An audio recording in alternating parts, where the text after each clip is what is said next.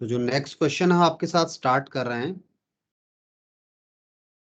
वो आपका यही है, कैश बुक से ही। और नेक्स्ट क्वेश्चन मैंने आपकी स्क्रीन पर रखा हुआ है। तो नेक्स्ट क्वेश्चन ये है आपका चैप्टर कैश बुक।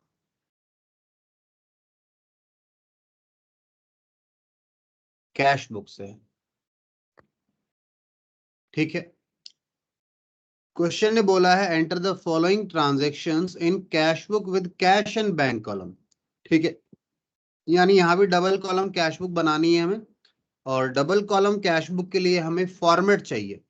तो आइए मैं फॉर्मेट आपको दूं, 1 मिनट दीजिए बस, मैं फॉर्मेट कॉपी करके ले आता हूं आप लोगों के लिए, है ना। ये रहा जी आपका एक फॉर्मेट, इसे हमने कर लिया कॉपी और यहाँ यूज कर लेते हैं इसे, ठीक है। आइए,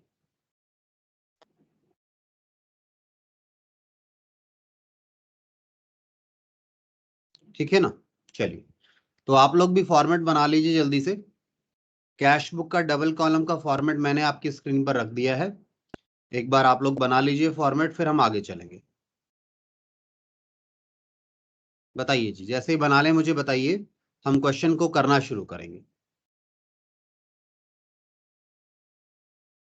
सभी बच्चे बना लीजिए कैश बुक का फॉर्मेट, फिर करते हैं क्वेश्चन।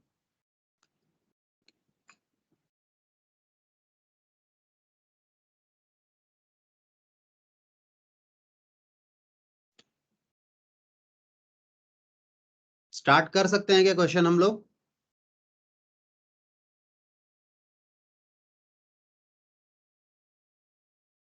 Yes sir. चलिए, तो देखिए जी क्वेश्चन को। सबसे पहले क्वेश्चन ने हमें बोला है कि 1 अप्रैल 2016 को उनके पास ये बैलेंस है, क्या उनके हाथ में कैश है, कैश इन हैंड का मतलब उनके पास इतना कैश पड़ा है, और बैंक ओवरड्राफ्ट है 6200 और 8500 का। आइए लिखें 1 अप्रैल 16 को, 1 अप्रैल 16 को, आइए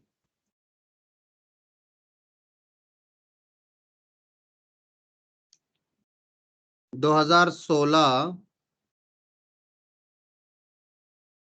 अप्रैल 1, 2016 18,500, 6,200, ठीक है। बाय बैलेंस ब्रॉट डाउन, यानी opening balance to balance brought down. Cash और बैंक का बैलेंस लिख लिया हमने। आइए देखें आगे क्या करना है। अब 2 तारीख को कहता है received a cheque from Hari and paid it into bank on the same day. Same day को आपने उसे बैंक में जमा करा दिया। कितने रुपए का चेक? 1300 रुपए का। बताओ क्या एंट्री करूं, कहां पे पोस्ट करूं इसको? चेक मिला और जमा करा दिया सेम डे बैंक में, कहां लिखें बताइए? डेबिट डेबिट में लिखें, ठीक है। चलिए डेबिट बाय में लिखते हरी। हैं, बिल्कुल।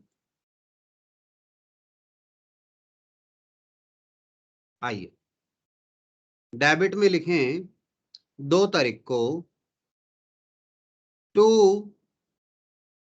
सॉरी, टू हरी। कितना? 1300 रुपए का चेक है, 1300। अच्छा, माइक ऑन है किसी का? हाँ। इसके बाद आइए 2 तारीख के बाद, देन 3 अप्रैल को क्या हुआ? कहता है रिसीव्ड चेक फ्रॉम विनोद। ये वाला, इसमें यहां पे आपको अगर मैं कहूं तो ये नया पॉइंट आया आपके सामने। ये 3 और 5 तारीख की चीज देखिए आप ध्यान से, साथ में पढ़िएगा। एक चेक रिसीव हुआ है विनोद से 3 तारीख को, और उस चेक को रिसीव तो हो गया, बैंक में जमा नहीं कराया। कैसे पता लगा? 5 तारीख को बोल रहा है check receive from Vinod deposited into bank 20,000 का। तो देखिएगा ध्यान से आप लोग, यहां पर जब चेक रिसीव हुआ और बैंक में जमा नहीं कराया तो क्या एंट्री करेंगे आप? बोलिए, कोई बताएगा एंट्री क्या करेंगे? एंट्री करेंगे cheque in hand, cheque in hand account debit to, cheque मिला किससे? विनोद से। ये एंट्री करेंगे आप। 20,000 रुपए का चेक मिल गया। अब ये एंट्री तो कब हुई? 3 तारीख को हो गई। 5 तारीख को क्या एंट्री करोगे? अब जो चेक मिला था 3 तारीख को, उसे आप 5 तारीख को बैंक में जमा कराओगे, तो उस दिन बैंक का बैलेंस बढ़ाओगे 5 को। ये 20,000 नहीं आएगा, 3300 ही आएगा। अच्छा अच्छा, ये नीचे वाले का है 20, इसका 3300 है, ठीक है, सॉरी। इसका अमाउंट बेटा गलती से मैंने यहां मार्क कर दिया। इसका अमाउंट ये है 3,300। अमाउंट में हटा देता हूं, ये लो।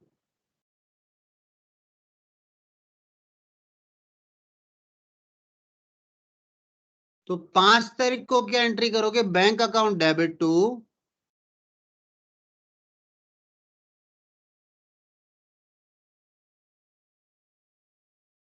Check in hand.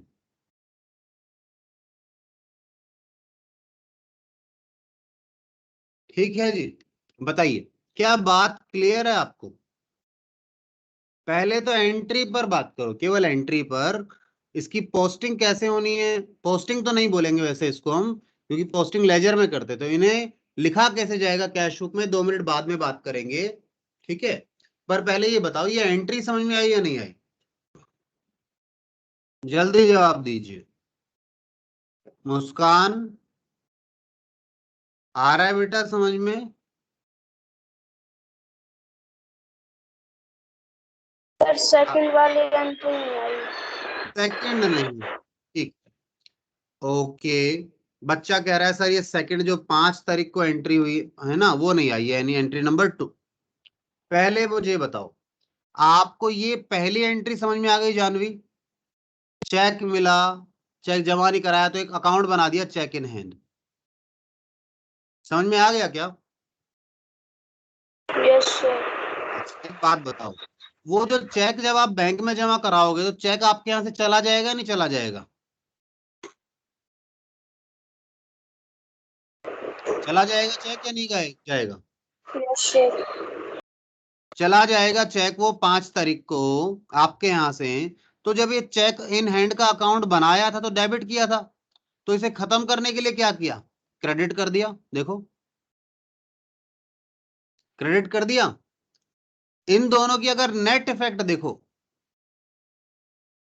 इन दोनों का नेट इफेक्ट देखो, तो नेट इफेक्ट क्या आता है? ये दोनों तो आपस में कट जाते हैं, एंट्री क्या बचती है?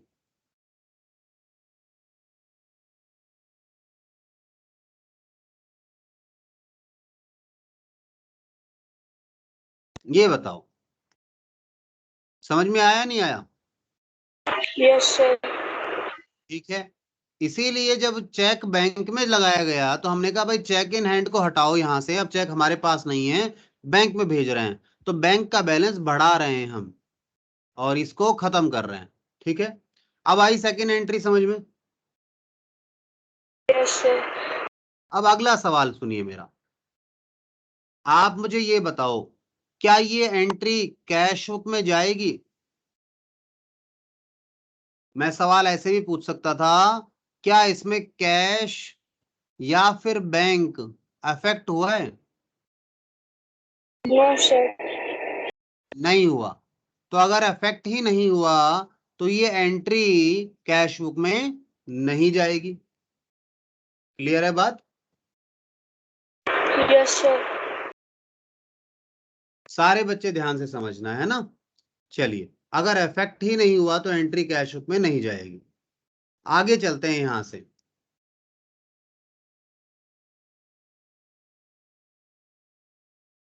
इसके बाद चलेंगे हम लोग, क्या ये एंट्री नंबर मतलब 5 तारीख वाली एंट्री है, क्या ये कैश बुक में जाएगी? Yes sir. बिल्कुल। या सवाल मैंने कहा, सवाल ऐसे पूछ सकते थे, क्या कैश या फिर बैंक अफेक्ट हुआ है? बिल्कुल। यहां नो था आंसर, इसलिए नहीं गई एंट्री। यहां आंसर यस है, इसलिए एंट्री जाएगी। अब क्या हुआ है, बैंक बढ़ा है, ध्यान देना, बैंक बढ़ा है किसके कारण? चेक इन हैंड के कारण, ध्यान देना। तो क्या लिखोगे, 3 तारीख वाली को तो एंट्री को क्या लिखोगे, नोट दे देना,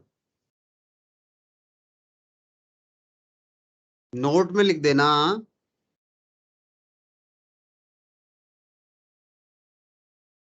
entry dated 3rd April will not be recorded in cash book. ठीक है, 5 तारीख की एंट्री लिखोगे, क्या लिखोगे, to Vinod. Hand, cheque in hand account के कारण। कितना पैसा? 3,300 रुपए। बताइए क्या ये बात क्लियर है सब बच्चों को? बताइए। पहला नोट भी दे दिया और 5 तारीख की एंट्री भी लिख ली। 5 तारीख के बाद आगे आ जाओ। 5 तारीख में फिर एक और ट्रांजेक्शन है, कहता है purchased goods and paid by cheque, payment कर दी, गुड्स खरीदे और पेमेंट कैसे कर दी? चेक से कर दी। बताओ क्या करें हम लोग इसका,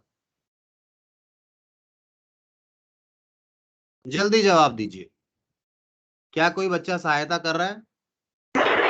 बाय परचेजेस। By purchase.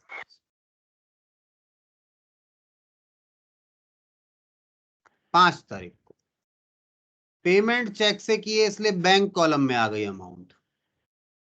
इसके बाद फ्रेट पेड, 5 तारीख को ही कहता है किराया भी पे किया है, तो किराया अकाउंट भी, मतलब अब किराया कैसे किया है, कैश में बोला ये वैसे उसने। 5 तारीख को एक और एंट्री हुई, बाय फ्रेट अकाउंट 250 रुपए। क्या बात क्लियर है आप लोगों को? जवाब दीजिए बेटा। क्या 6 तारीख पर हम चल सकते हैं?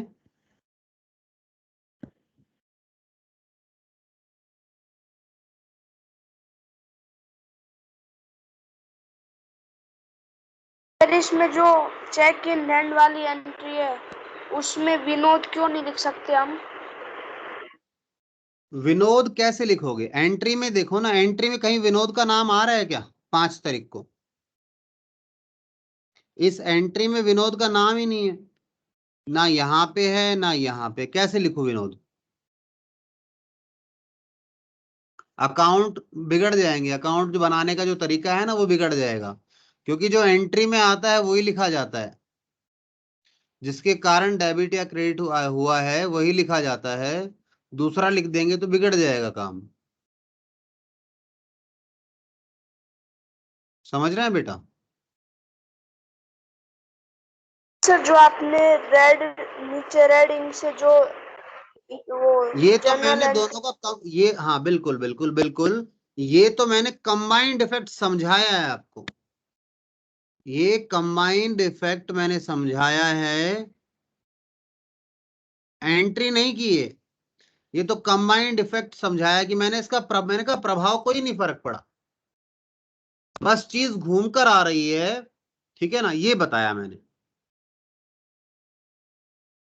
क्योंकि देखो सुनो, अगर आप इन दोनों को देखोगे ना, दोनों को, तो आपको यहाँ पे कितने अकाउंट बनाए आपने? Cheque in hand, Vinod, bank. अगर इन दोनों तीनों के अकाउंट बनाओ आप, छोटे छोटे से, मैं बना के दिखाता हूं, क्योंकि ना इन तीनों के लेजर बनेंगे, एक बनेगा बैंक का, एक बनेगा विनोद का, एक विनोद का बनेगा और एक बनेगा आपका बैंक विनोद, और एक परचेज नहीं, क्या था, चेक इन हैंड का।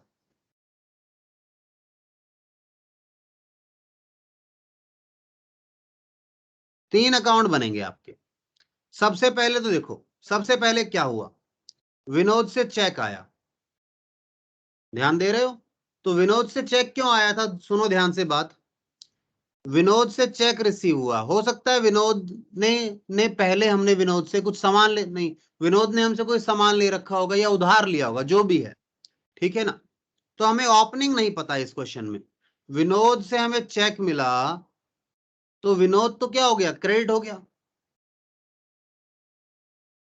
By bank 3,300।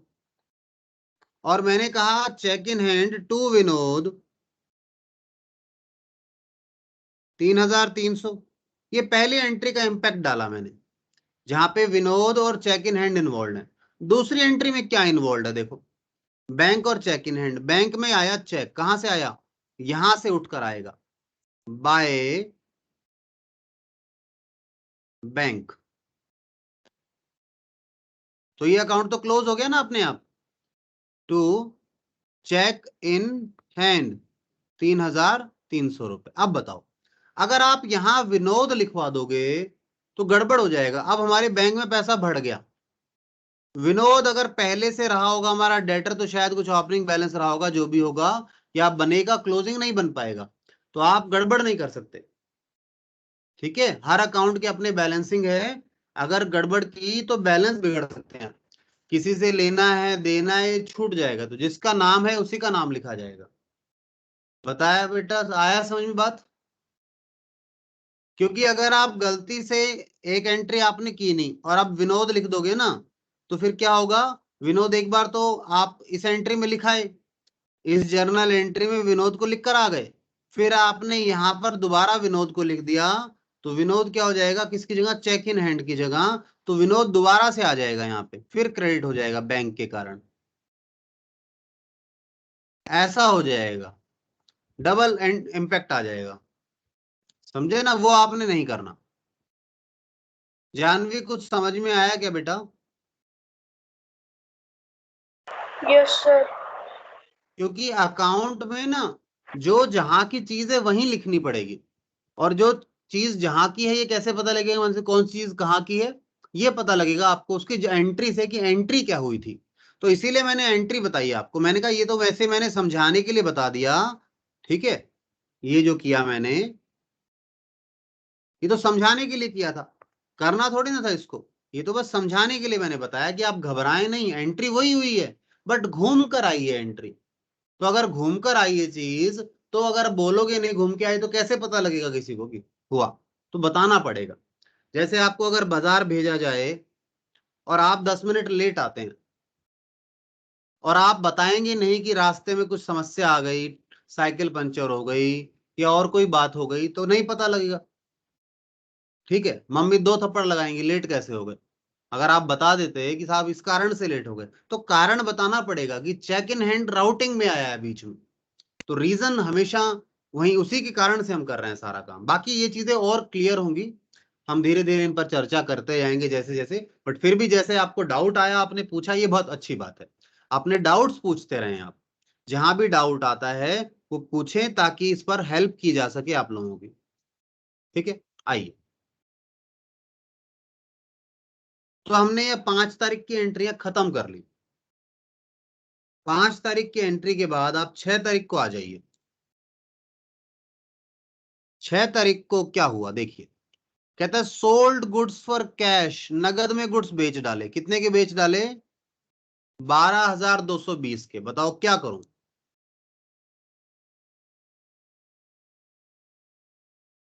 To sales account.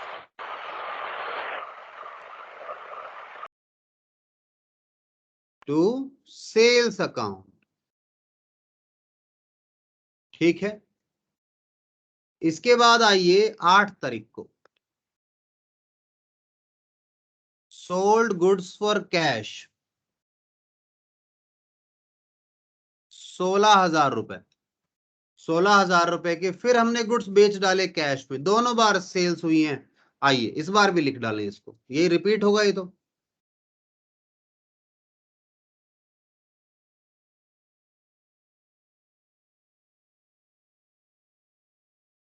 आई बात समझ में बेटा?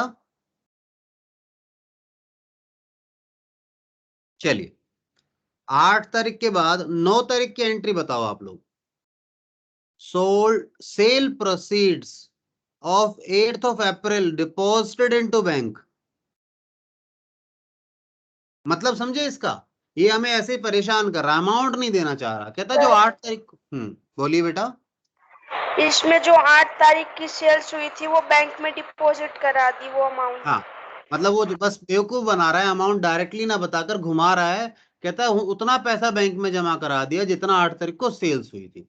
तो 8 तारीख की सेल आपको पता है 16,000, तो इसको एक और दूसरे शब्दों में क्या लिख सकते हो? Cash deposited into bank ₹16,000। इसे ऐसे भी बोला जा सकता है, जो बात इसने ऐसे लिखी, ठीक है, यानी कैश जमा करा दिया बैंक में 16,000 रुपए। आइए जी, क्या है डेट? 9 तारीख। बैंक का बैलेंस बढ़ेगा किसके कारण बताओ? To cash. कॉन्ट्रा एंट्री है ना? कॉन्ट्रा एंट्री है ये।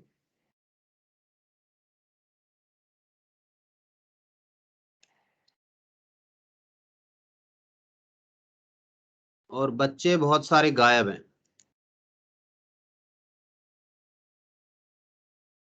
क्या करें इन बच्चों का समझ नहीं आता। आइए, थोड़ी थोड़ी देर में गायब हो जाते हैं। ऐसा लगता है इन्हीं के यहाँ पे नेटवर्क इशू है, बाकी किसी के यहाँ नेटवर्क इशू ही नहीं है। कभी कभी चलता है, रेगुलर गायब रहते हैं।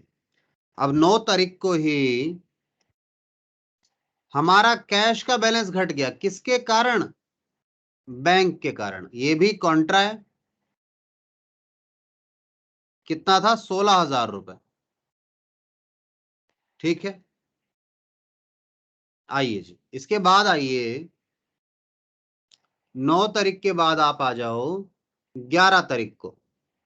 कहता है withdrew cash for private use, यानी कि ड्राइंग। कितनी? 1,000 रुपए की ड्राइंग हो गई जी 11 तारीख को। आइए क्या लिखूं? By drawings. By drawings. कुछ नहीं बताया इसलिए कैश में से हुई है 11 तारीख को ये हो। क्लियर है बात बेटा सभी को? सभी बच्चे मुझे बताएं एक बार, आपको बात समझ में आ रही है या नहीं आ रही है? नेहा बेटा बताइए, आपको बात समझ में आ रही है क्या? यस सर, आ रही है। ठीक, ओके बेटा। नेहा के बाद मुस्कान,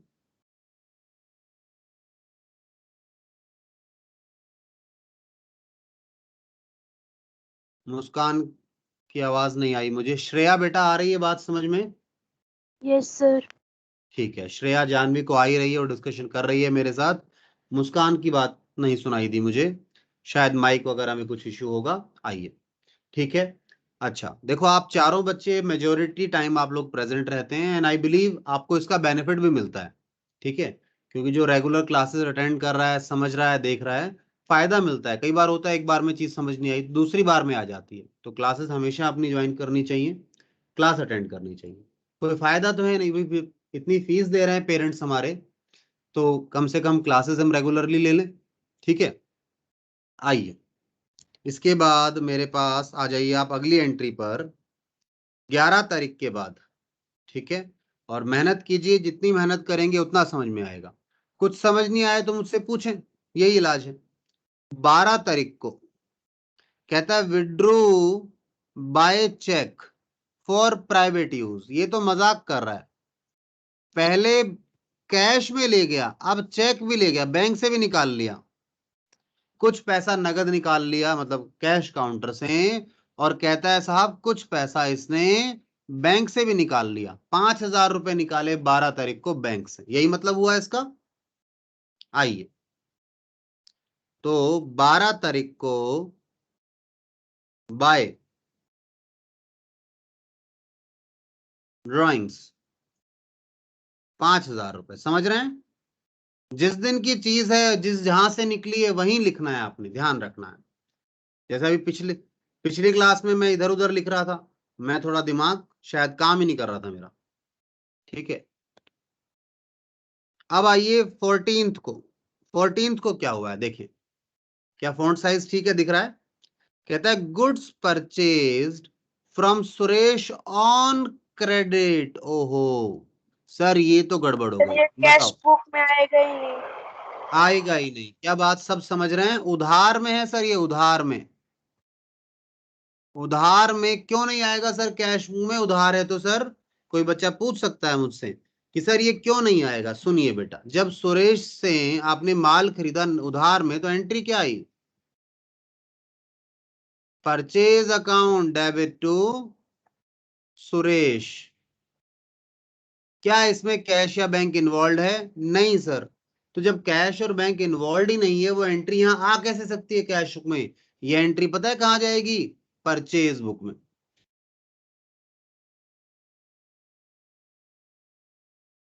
बात क्लियर है बेटा? चलिए, तो नोट डालिए, इस नोट में एक और पॉइंट ऐड कर दीजिए। कौन सी डेट है इसकी? 14 तारीख वाली एंट्री भी नहीं जाएगी, ये लिखेंगे इसमें हम। सेकंड नोट डालेंगे,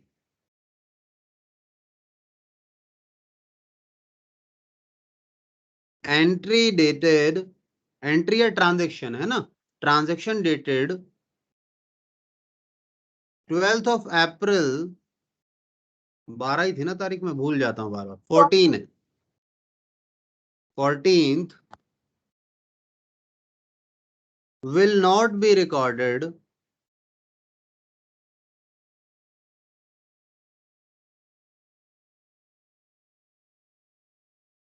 in cash book. Cash book में उसको हम नहीं लिखेंगे। चलिए जी, इसके बाद अब आगे चलना है हम लोगों को। 14th के बाद हम नेक्स्ट एंट्री पर आते हैं। देखिए क्या है नेक्स्ट ट्रांजेक्शन एंट्री, देखिए आपको 14th के बाद हमारे पास 16 तारीख को एंट्री है। देखो जरा क्या एंट्री होगी इसकी, कहां लिखेंगे? पढ़िए जरा इसको।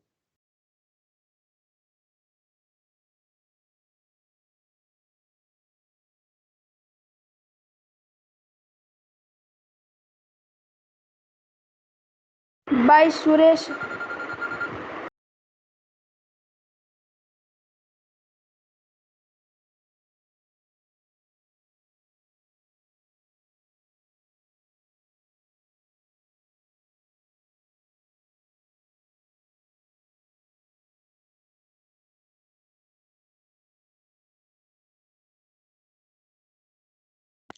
आइए भाई, हमने पेमेंट किया है, paid to Suresh by cheque. 16 तारीख को कितना पेमेंट कर दिया हमने? 2500 रुपए का पेमेंट किया है चेक से। आइए, 16 तारीख को बाय सुरेश, चेक से किया है तो बैंक से खत्म होगा, बैंक का बैलेंस डिक्रीज होगा। आइए वापस आइए, 16 तारीख के बाद अगला देखो 17 तारीख को। कहता है received cheque from Ajay, not bank. मतलब नॉट बैंक का मतलब क्या बेटा? Not deposited into bank, into bank, bank में डिपॉजिट नहीं किया। नॉट बैंक का मतलब समझ गए क्या हुआ? आई बिलीव मतलब समझ में आया आपको। चेक तो मिला है अजय से, पर बैंक में जमा नहीं कराया। अब जब चेक मिला है और बैंक में जमा नहीं कराया, तो एंट्री क्या हुई होगी? एंट्री हुई होगी cheque in hand to Ajay. Bank में लगाते तो बैंक डेबिट हो जाता, बैंक में जमा ही नहीं कराया 17 तारीख को। तो आइए इसको भी लिखिए,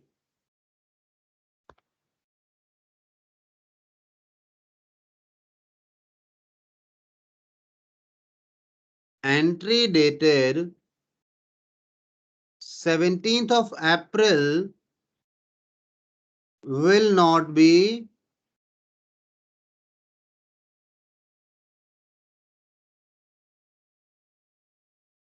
recorded in कैश बुक। ठीक है जी, आइए कैश बुक में नहीं लिखेंगे उस एंट्री को। सभी सहमत है क्या मुझसे, बताइए पहले। Yes sir. अच्छा 20 तारीख को क्या कह रहा है, कहता है cheque received from Ajay endorsed to, endorse का मीनिंग मैंने बताया था, टू विजय। जो चेक मिला था ना कितने का, 3700 रुपए का, वो हमने विजय अजय से मिला था, विजय को दे दिया। तो इस पर मेरे साथ आइए पहले एक बार, आप दोबारा वापस आ जाइए। जब अजय से चेक मिला तो एंट्री क्या हुई थी,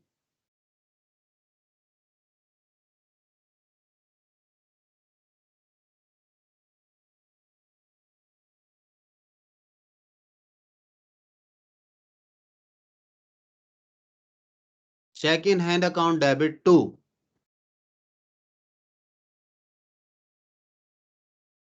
अजय।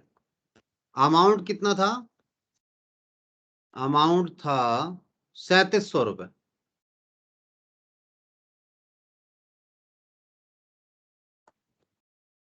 क्योंकि बैंक में तो दिया नहीं था। उसके बाद अगली डेट को, अगली डेट को, अगली डेट क्या है, नहीं 22 तारीख नहीं 20 तारीख को, 17 को मिला था, 20 तारीख की बात सुनो। तो जो पहली एंट्री हुई है किस डेट को हुई है, ये हुई है 17 तारीख को। अब जो सेकेंड एंट्री होगी 20 तारीख को, वो क्या होगी सुनिएगा। विजय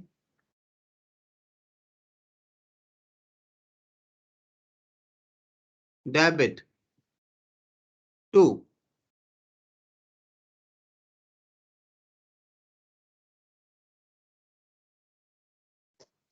ये बात समझे पहले आप। बताओ क्या ये बात समझ में आई आप लोगों को, जल्दी से बताइए। Yes sir. चेक, ये चेक बैंक में गया ही नहीं, अजय से मिला था, हमने अपने पास रखकर बैठे रहे उसको। 17 तारीख को मिला था, हमने अपने पास रख लिया। फिर 20 तारीख को विजय आया और विजय हमसे मांगने लगा पैसे।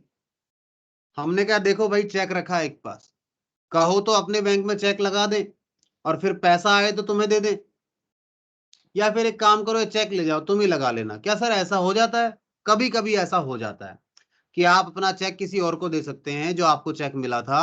कब होता है उस पर कभी बाद में बात करेंगे, ठीक है, जब चेक के बारे में बात करेंगे डिटेल में, समझिए। और आप लोगों के पास, सबके पास चेक है अगर घर पे पेरेंट्स का किसी का भी, तो उस खाली चेक को क्रॉस करके उसकी फोटो अपने पास खींच के रखना, क्रॉस कर देना उस पर। चेक होगा ना, जैसे मैं बताता हूँ, पूछ लेना वो दे सकते हैं आपको चेक, नहीं कहीं आप वैसे ही क्रॉस कर दें, या क्रॉस मत कर लेना, वैसे ही फोटो खींच के रख लेना और उसकी इमेज को क्रॉस कर लेना। जैसे मानो ये चेक होगा आपके पास, पहले पेरेंट्स से पूछना कि पापा या मम्मी के पास जो चेक हो, उस चेक को उठाना। मैं कल इस पर डिस्कशन करूंगा, कल मुझे याद दिलाना। आपको पता है चेक पे ये डेट है, यहाँ पे डेट आती है यहाँ, फिर इन फेवर ऑफ किसके नाम पे लिखना है, इन फेवर ऑफ मतलब किसके नाम पे लिखना है, और बियरर लिखा होता है यहाँ पे, ठीक है। फिर रुपीज कितने पैसे हैं वो आप डालते हैं, या फिर उसे यहाँ वर्ड्स में लिखा जाता है अमाउंट, वर्ड्स में लिखते हैं किसको, अमाउंट को। यहाँ नंबर में लिखते हैं अमाउंट को, फिर यहाँ नीचे अपने साइन कर देते हैं। यहाँ बैंक आपके अकाउंट की डिटेल वगैरह होती है, अकाउंट नंबर आपका वगैरह वगैरह दिया होता है। तो ऐसा जो चेक मिलेगा आपको, उसकी पेरेंट से पूछ के, अगर एक्स्ट्रा चेक पड़ा है तो क्रॉस कर लेना। जो चेक मिलेगा उसे ऐसे क्रॉस करना, पहले चेकबुक के अंदर ही ऐसे क्रॉस लगाना उसे वहां, और एक साइन वाली जगह पे क्रॉस लगाना। चाहे मोटा मोटा कैंसिल्ड लिख देना उस पर, ऐसे कैंसिल्ड लिख देना, और कैंसिल्ड लिखने के बाद एक फोटो क्लिक करना उसकी, फोटो क्लिक करना,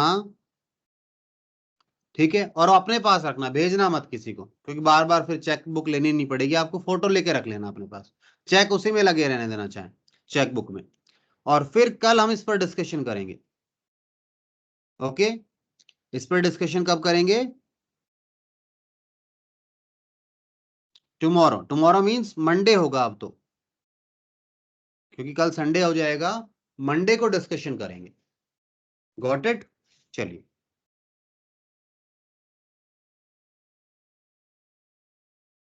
आइए जी, वापस आ जाइए।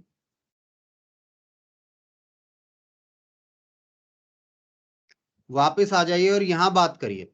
क्या ये दोनों एंट्री 17 और 20 तारीख की एंट्री आप लोगों को समझ में आई या नहीं आई? बताओ,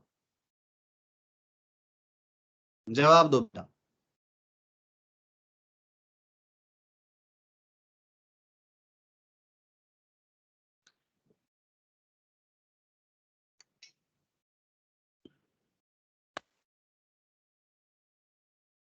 बताइए बेटा, समझ में आ गई क्या ये 17 और 20 तारीख वाली एंट्री? Yes sir. ठीक यस है, सर। तो आपको यहाँ पे ये समझ में आया कि ये दोनों ही एंट्री कहां पर रिकॉर्ड नहीं होंगी? कैश बुक में नहीं जाएंगी, ना यहां जाएगी ना यहां जाएगी। क्यों नहीं जाएगी? ना सर, दोनों एंट्री में कैश और बैंक है ही नहीं कहीं भी, कैसे चली जाएगी? तो इसके लिए भी नोट डाल दो, एक नोट और डालो कि entry dated 20th April will not be recorded in cash book. ठीक है, आइए इसके बाद आ जाइए 20 तारीख के बाद 22 तारीख को। कहता है received cheque from Mahesh and deposited into bank. 2700 रुपए का चेक महेश से मिला, बैंक में जमा करा दिया। आइए, ठीक है, टू महेश 2700 रुपए। बताओ समझ में आया नहीं आया? डेट क्या है इसकी? इसकी डेट है जी 22 तारीख। आइए 22 को। इसके बाद अगली एंट्री क्या है? 24 को। कहता है रिसीव्ड कैश 1000 और चेक 1200 फॉर कैश सेल्स। नगद में सेल्स की, 1000 रुपए के नगद में और 1200 की, मतलब चेक मिला, दोनों है कैश सेल्स ही, बट कैश कितने का मिला? 1000 का, बाकी का चेक मिला है। और कहीं ऐसा कुछ लग नहीं रहा कि ये चेक बैंक में नहीं लगाया। आगे भी देख सकते हो, आगे भी ऐसा कुछ नहीं है। ठीक है, 1000 और 1200 रुपए। डेट क्या है? 24 तारीख।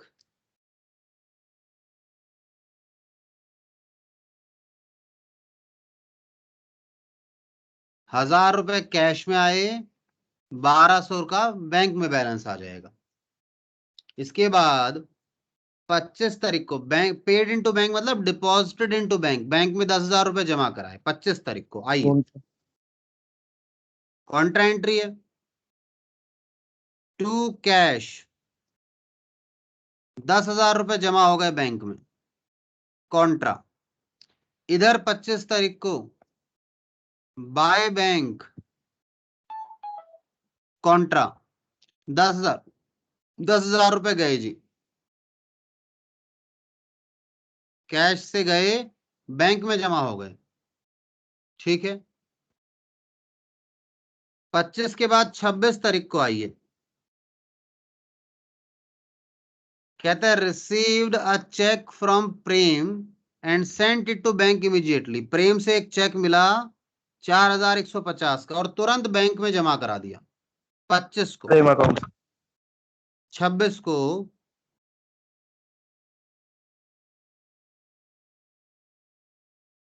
टू प्रेम 4150 का अकाउंट का अमाउंट, सॉरी। फिर 28 को कहता है बैंक नोटिफाइज, बैंक ने आपको सूचना दी। क्या नोटिस दिया? कहता है जो चेक मिला था ना प्रेम से, वो डिसऑनर हो गया। मैं कहा ये लो, कर लो काम, पैसे ही नहीं आ रहे। लोग चेक देते हैं और कैंसिल हो जाते हैं, मतलब बाउंस हो जाते हैं, डिसऑनर हो जाते हैं। और बैंक ने उस पर 20 रुपए का फीस और लगा दी।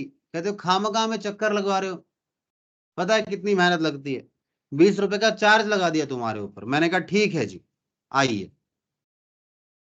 28 तारीख को एक तो मैंने प्रेम को दोबारा डेटर बना लिया।